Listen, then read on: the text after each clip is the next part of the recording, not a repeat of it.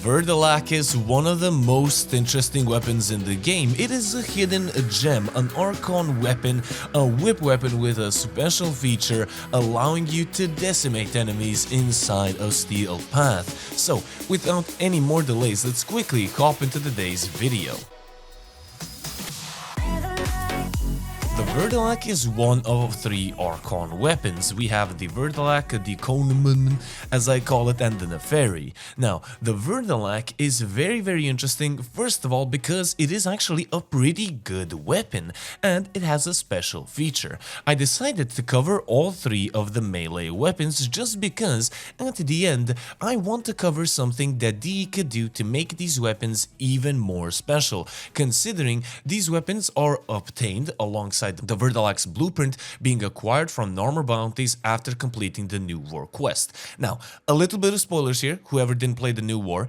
In the New War, you face off three archons, and one of them utilizes the Verdilac. Now, I'm gonna talk about the stats of the weapon and the special feature, the stats being actually pretty decent. First of all, it's a mastery rank 13 whip weapon. It primarily does slash damage, 50% of it is slash, with 40% of puncture and 10% impact.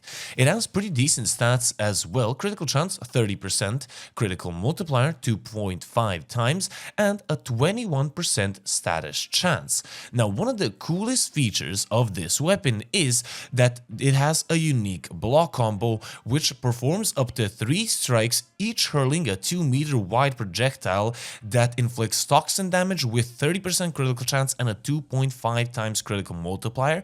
And the combo consists of a 400% strike, a 200% damage strike, and a 500% damage strikes. Now, the projectile damage is affected by these multipliers as well, meaning you're going to be doing much more damage. Now, the speed and the distance travel is affected by projectile speed, so for example, Zephyr could be quite interesting here, and after reaching its max life, it is gonna do 2 electricity damage with 0% status chance. Now, these projectiles do also have infinite body punch through, which is incredibly good, especially if you pair it with a good Warframe, and as I said, it does toxin damage. Now, all of this is incredibly good. I do have to say, the blocking combo, I personally sometimes forget about it, but it is actually a really good way to clear out rooms of enemies with incredible efficiency. Now, what also, of course, helps out is the build up on screen right now. And in the build, you can see we are going for Condition Overload, Blood Rush. We are also utilizing Galvanized Steel for that extra critical damage. We, of course, have a Viral and Electricity damage alongside Dreamer's Wrath. I always recommend this, always utilize Tennokai because free heavy attacks plus increased damage on those heavy attacks, so why not?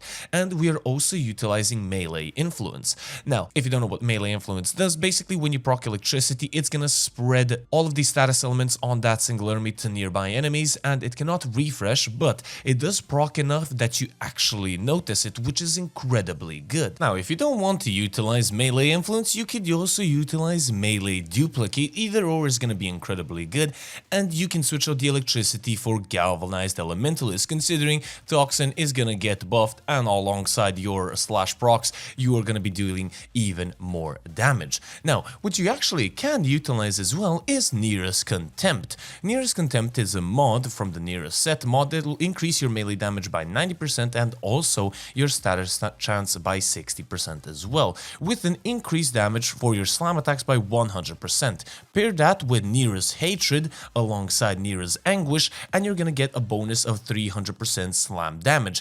And believe me, that slam damage can go a long way, and you can actually clear out a pretty decent sum of enemies. And pair that with Kalervo, and you're pretty much set to clear out and make Steel Path an incredible breeze. One thing that I would also like to mention is, of course, the primers of choice, considering we are using Condition overload, and the primary one for me is gonna be the Cedo Prime, which you can see the build up on screen right now. The Cedo Prime with its alt fire can apply loads of status effects to loads of enemies, and I primarily use it only for that, but it can be useful for damage as well. But if you're not interested in the Cedo Prime, one of the best alternatives is going to be the Epitaph Prime or the Epitaph. You can see the build up on screen right now. Pretty much copy this for either or weapon and you're pretty much gonna be set. The better side of this weapon is that you can apply quicker status effects than with the Cedo, but it is all personal choice, so utilize whichever one you want. But what is gonna help this weapon out even more?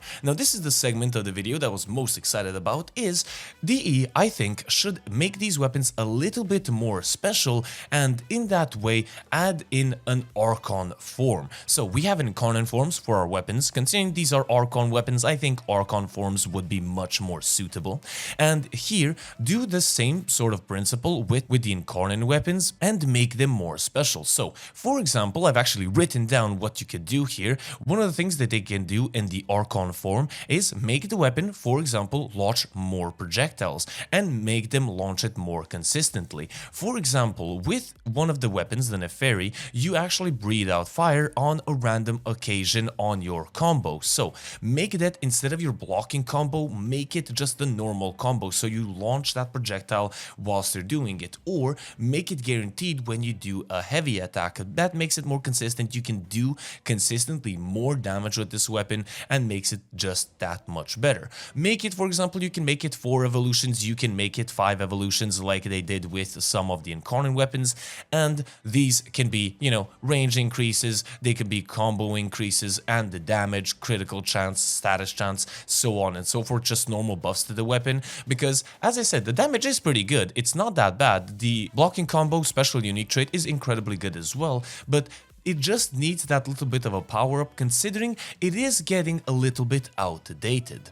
But that is mostly it. I hope you guys enjoyed this video. Hopefully this maybe helped out D, maybe opened up a new path to update these weapons. I am going to be making videos on the other 2 Archon weapons as well, and I do have a couple of changes for those as well, so they're going to be pretty interesting. So stick around, click that sub, that like, and also that bell icon. Comment down below on what you think of the weapon, what you think of the video, and that is pretty much it. This has been your lovely host, the Gaming Weasel, over and out.